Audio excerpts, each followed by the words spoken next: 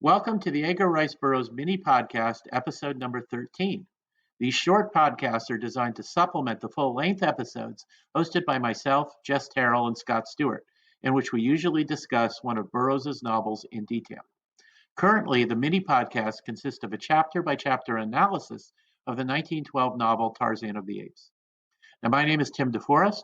I'm the author of several books about what I call pre-digital pop culture, such as pulp magazines and old-time radio. I also maintain a blog where I write about such things as comics, old-time radio, and other cool stuff. Now today, we're talking about Chapter 5, titled The White Ape. Please be aware that I will be including spoilers about the novel and occasional later novels in the series.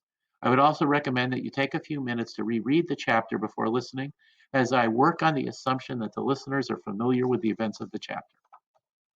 Anyway, Tarzan is now officially named Tarzan, which means white skin in the language of the apes. In this chapter, Burroughs nicely weaves together an account of Tarzan's first decade among the apes with additional information that fleshes out the apes as a believable species.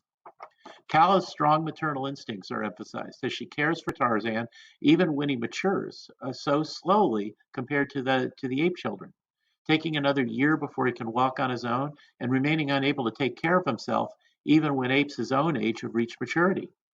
In addition to Kershak and Kala, we now meet Kala's mate, Tublat, who dislikes the hairless little baby and would just as soon abandon him.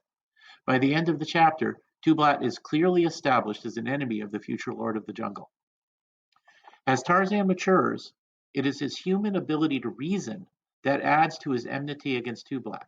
Since Tublat doesn't like him, it's natural that Tarzan doesn't like Tublat, and his human reason allows him to devise ways to make Tublat's life absolutely miserable.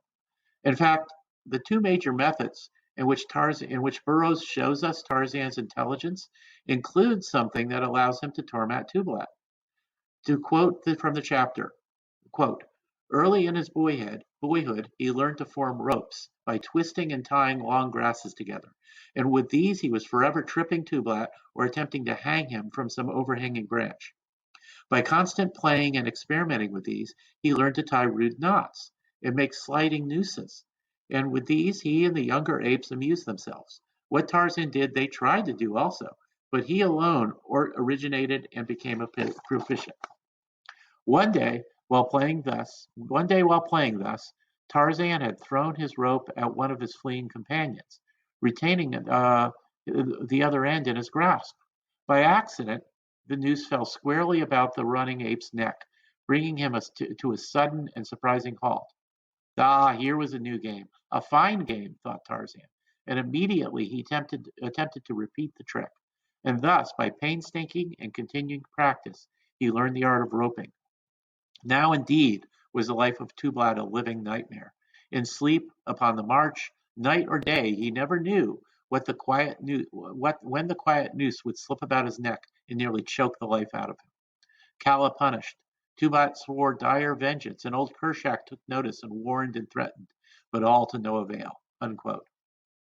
The other example of Tarzan's intelligence comes when he has to throw himself into a pool of water to avoid a hungry lioness.